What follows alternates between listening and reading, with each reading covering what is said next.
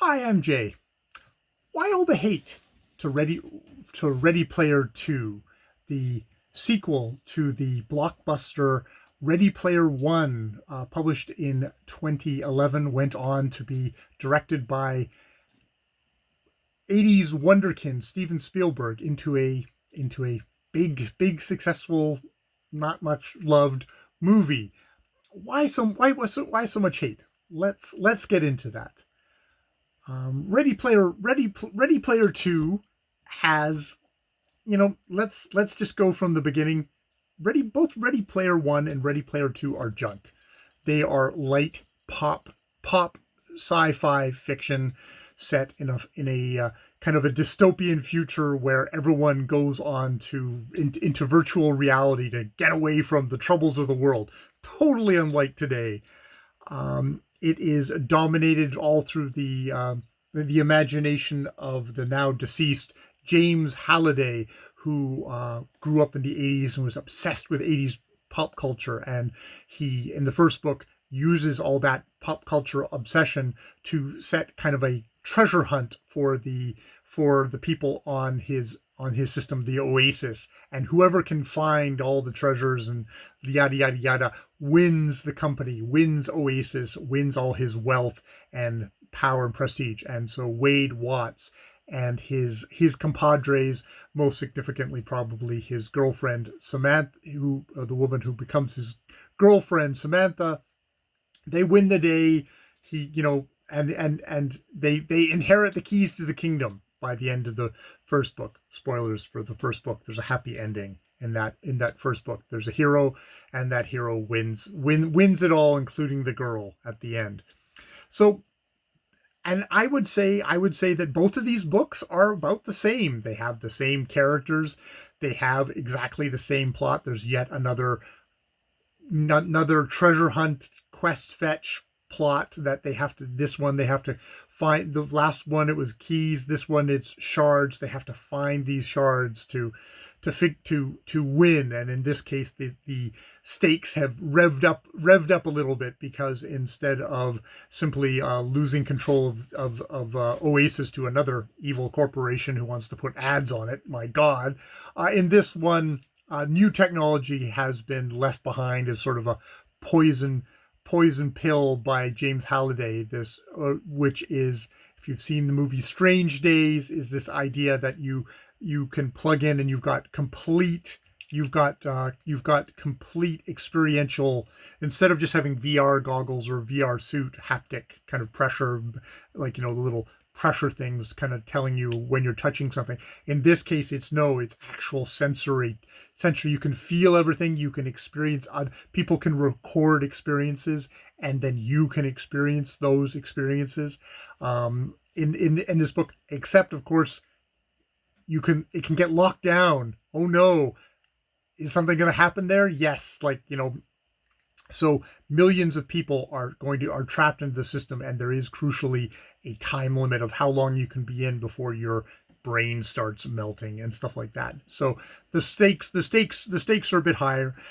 As in the last book, this is filled with all sorts of 80s nostalgia and knowing 80s nostalgia. John Hughes, Prince, Tolkien, all that comes in handy for the heroes as they try and find the all the shards before it's too late. So there's that. Yet again, it's always puzzled me at the time. Why is old man 80s pop culture? Why is this such an appealing thing to the youth? But as evidenced by the first movie, we got our first. That was Ready Player One was on that cusp of 80s nostalgia, which probably culminated with like Stranger Things and all that, of like, oh, we're super into the 80s. Now, the writing is just as bad in this book as it was in the last one.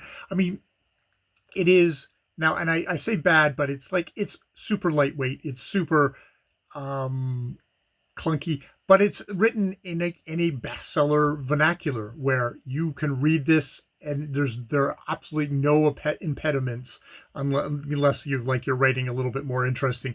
There's no impediments to the story just sort of flowing through you. It has the same weird thing as the last book, that the first 20% of this book is yet another just info dump of Wade Watts telling you things. It's not until you get like 20% into the book that where Wade actually seems to have a live conversation with other people. Before that, it's just him explaining, which is kind of weird in a sequel. You would think, okay, the first book you had to do that to kind of set up the world. It's not done very elegantly, but like you can get kind of, you give that first book a chance. But the second book has to set up all this new stuff, and apparently the only way we're going to be able to do that is Wade sits us down and just tells us it all. So it's, again, it does that again, and you can see if it got made into a movie, they would have to do the same footwork of actually weaving this info into the action versus just having someone sit at the beginning of the movie and tell you more. This book, like sort of the last one, tries creakily to incorporate kind of more modern ideas about kind of identity, gender, sexuality, into what is functionally, it's an 80s adventure plot where you still have the white average guy at the center, and he's always the crucial one, and so he's going to be the hero. He's the protagonist, so he has to be at the center. It's got that again. Now that probably leads me on to the one of the things that probably does twig this book, has attracted the kind of the ire that this book has, is that Wade Watts, who was the hero of the last book, is even more of an asshole in this novel. In the last book, I think people took him to task, and as an old dude, I probably didn't pick up as much as when like I read people's reviews. But in this one, it seems like it's even more so. As I said, he's been given the keys to the kingdom. He has all this power, and boy, does he abuse that power. He uses it to spy on people. He uses it to squash anybody who makes fun of him. It's like he is super terrible at the beginning of this book. And he and not Samantha, but his other friends come up with a plan that's basically, well, fuck you guys, we're out of here kind of a plan, which is just like, wow, these people are, especially Wade is just such an asshole. And the thing with it is sort of in the grand tradition of 80s action adventure, the book, I was wondering all the way through the book, does the book know exactly how bad Wade is? Or how does it view this? Will there be consequences? And the answer is, which is probably the source of a lot of one-star reviews, is no, there are no consequences for Wade. Wade gets the girl yet again. Wade is not called upon any of his bullshit in this book. So that vitriol that you'll hear about in reviews is really earned, because it's like, oh boys, it's the oh boys will be boys. Ernest Cline obviously has a lot of love for the 80s culture and that sort of thing. I don't think this is coming from a cynical point of view on his point, but I know this. He's inculcated a lot of the lessons from that, which I know I have as well. And he forgives his hero when he really should think about that. You would think. You would really want to think about that. Now, that is, you can get off there. I have a very explory little Havanese who likes to explore. So, but I think the key thing about this book is, first book published, Rdy Plyr 1, published in 2011, at the beginning of the nostalgia wave. And that this book, it's got that zeitgeist, and it got carried by the zeitgeist into a big multi-million-dollar movie and even when the movie hit, it was probably starting to ebb. And by this point in 2020, when this thing was published, I'm talking in 2022 now, didn't quite rush out to read the next book, did I? It's like, wow, nostalgia, 80s nostalgia is over, and what's come in its place is a lot of criticism that instead of being like, oh, cool, neat 80s stuff, it's like, oh, wow, look at this 80s stuff and look at what it's reflecting, and how troubling that is to a modern point of view. And that's bad news for someone like Ernest Cline, who wants to show you more cool 80s stuff and expect you to get kind of a frisson from it.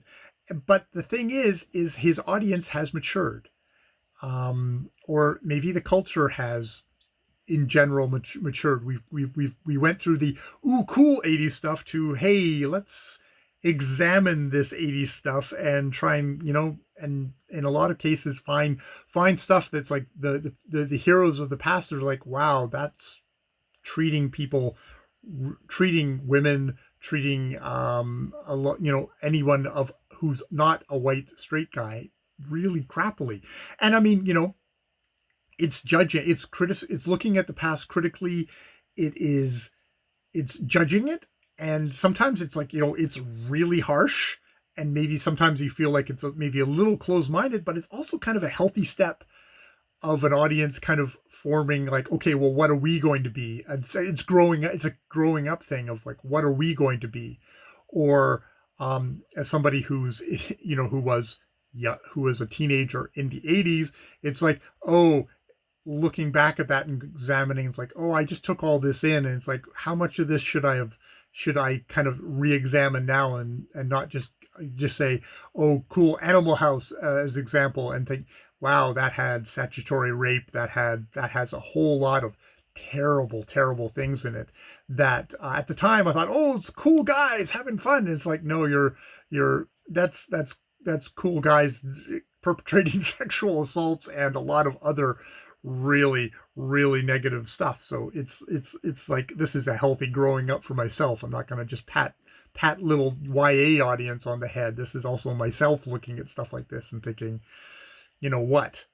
I mean, when it comes down to it, it's like the past isn't what it used to be, and it never was. I grew up in the 80s, and in the 80s, there was a whole ton of fetishization of the 50s, of a very idealized, romanticized 50s that someone like Ronald Reagan was harking back to for his own political purposes, of a conservatism, which was fictionalizing and a 50s that never was, a time when it was a time when women and people of color either knew what their place was or were forced into what that place was, legally, societally, and all that else.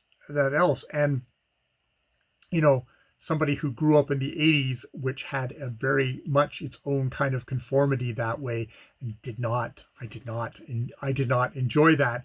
I'm pretty happy that people are not taking nostalgia for that particular time period at face value anymore.